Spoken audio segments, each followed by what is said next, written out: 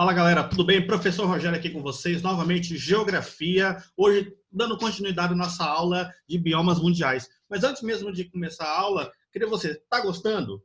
Tá achando legal o conteúdo? Vai lá, se inscreve, manda para o colega, manda para a vizinha, manda para quem está precisando. Isso aqui é feito de coração para vocês, então faça a inscrição no canal, ative as notificações para receber novas aulas e no final da aula, se gostou, dá o joinha lá, entendeu? Se não gostou, também dá a sua opinião, que é importante para a gente. Estamos falando aqui de biomas, né? Eu falei um pouquinho da aula passada do que era biomas, como que isso é estabelecido, qual que é a importância disso para a questão da biosfera, da questão de ecossistemas, e falei o primeiro bioma, que era a tundra. E aqui eu continuo com vocês falando hoje sobre biomas. Então, o primeiro bioma que eu apresento aqui para vocês, inclusive eu falei até uma questão falando sobre ele na aula passada, foi sobre taiga ou floresta boreal. Então, abaixo da tundra, eu tenho a taiga.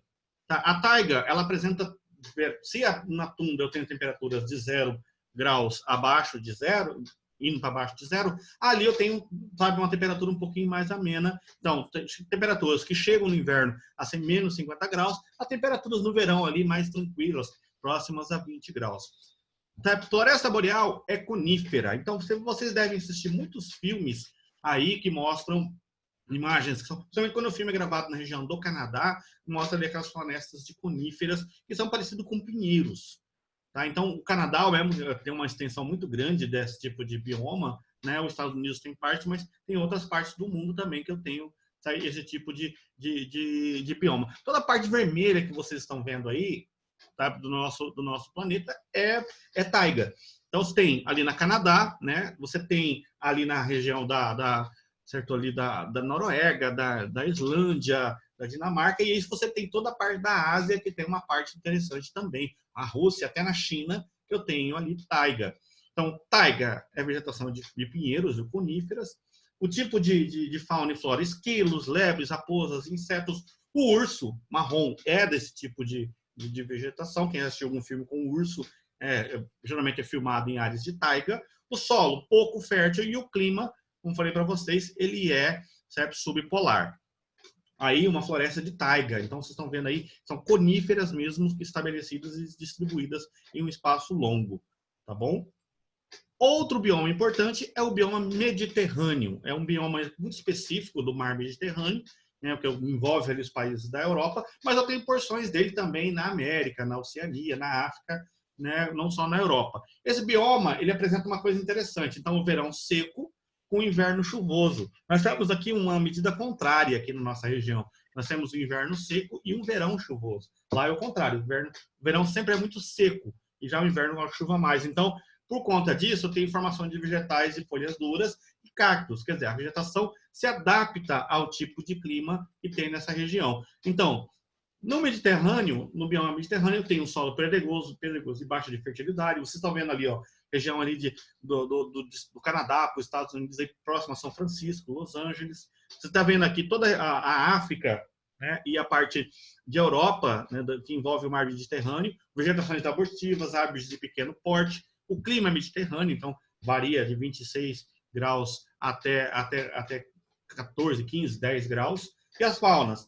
Lebres, coelhos, répteis, insetos, e é um tipo de clima que você encontra com facilidade ali nos países do mar Mediterrâneo.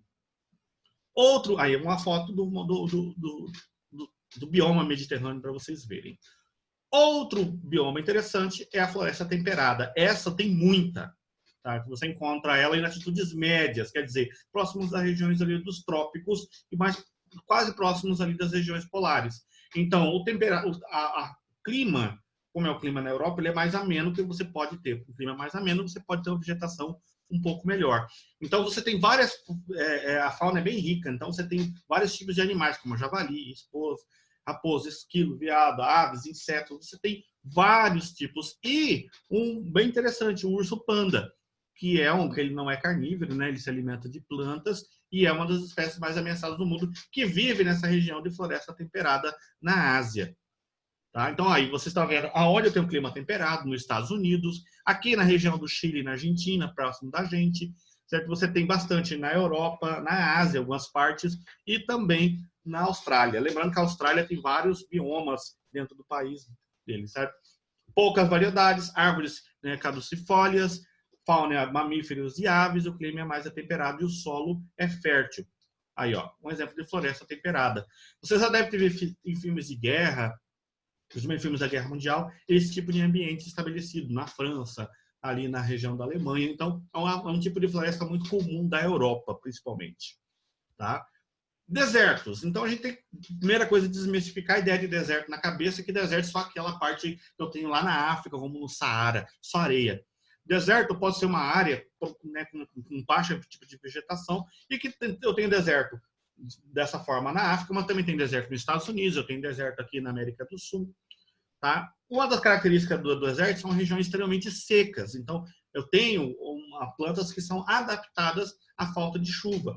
Eu tenho ali uma movimentação de massas de ar bem importante de relevo que impedem a chegada de umidade para dentro dessa região. Tá? Em todo o deserto também, né, como o Saara, você tem o continente africano com uma extensão muito grande de deserto. Então, mas não é só lá. Você está vendo aí a África, né, você está vendo partes da Ásia, parte dos Estados Unidos, aqui na América do Sul, certo? Parte da Austrália. E aí um exemplo de vegetação uma fotinha aqui de vegetação de deserto. Então, são pequenas gramas, né? Porque o solo tem baixa produtividade. Eu tenho muito vegetação xerófila, né? Principalmente cactos, que são plantas adaptadas à falta de água. Então, tenho répteis e pequenos mamíferos, né? E o solo é muito pobre para produção. E o clima é árido. Então, quer dizer, eu tenho um baixo índice de pluviosidade. Aí um deserto, né, já naqueles moldes do Saara que a gente é acostumado a ver nas imagens de televisão. Vamos aos nossos exercícios? Relacione o bioma terrestre com alguma das suas características. Tundra, campos, deserto ou taiga. Tá? Plantas apresentam poucas folhas que estão modificadas com espinhos e que protegem os animais. Possuem caules verdes e largos e armazenam água e realizam a fotossíntese. Isso é tão facinho, né? Vegetação rasteira que permite a sobrevivência de animais herbívoros. Animais carnívoros que se alimentam de herbívoros e, em geral, animais velozes adaptados ao ambiente, como antílopes, zebras e hienas. C. O bioma permanece congelado boa parte do tempo, embora o verão seja um período em que não cai neve e dura cerca de 3 meses, com temperatura em torno de 10 graus. Certo? E D. Localiza-se em áreas do Canadá, da Sibéria e dos Estados Unidos, mas estando próximo ao Equador, recebe a quantidade de energia solar. Árvores típicas são coníferas, como o cedro e o pinheiro. Vamos relacionar a coluna? Tá? A letra A, certo? É deserto, que realmente quase nada de vegetação, né?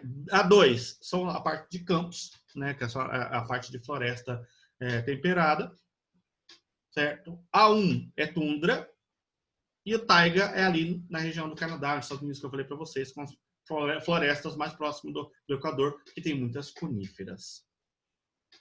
Tá? Então, 3, 2, 1 e 4 é a sequência correta ali das questões. Tá bom? Meus queridos, toda a região, biomas, né, é importante para a gente, como eu falei na próxima aula, entender um pouquinho de como que o homem, por que o homem busca, estabelece em determinadas regiões do mundo, e são biomas que moldam o espaço geográfico e fazem com que ele se estabeleça. Então, atento aos tipos de biomas e a importância dos biomas em relação a formas de vida das pessoas nos seus países e nos seus continentes. Tá bom, meus queridos? Valeu, um obrigado, um abraço, até a próxima. E não esqueça de se inscrever no canal e também não se esqueça de dar um like ali se você gostou da nossa aula. Valeu? Um abraço, até a próxima.